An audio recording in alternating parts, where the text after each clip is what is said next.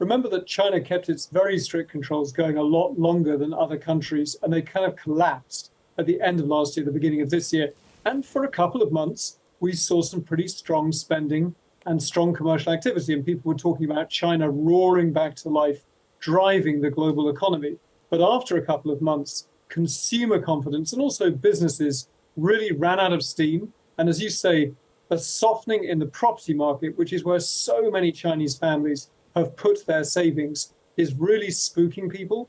And we're seeing people not spending, and we're starting to enter a cycle of declining prices, declining property sales, and that is driving real fears about some very large, very heavily indebted property companies.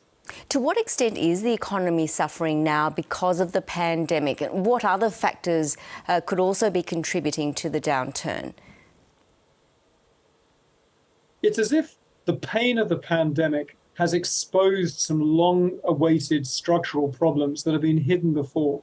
And China's property sector has looked a lot like a bubble, particularly the extraordinary amount of borrowing that Chinese property developers do, the way that they sell apartments before they've been completed, bank that cash even as home buyers are starting to pay the mortgages, and use it to build the next project. And as long as house prices kept rising, that looked like a model that could keep going. But now things are soft. Now people are worried about the value of their home. People aren't queuing up to buy new homes. It's exposing some really terrible problems. And some of the largest property companies in China, with hundreds of billions of dollars in debt, are now starting to fail to make some payments to their bondholders. And that is really driving attention to the fact that across the board, some of the economic indicators are starting to flash quite brightly red.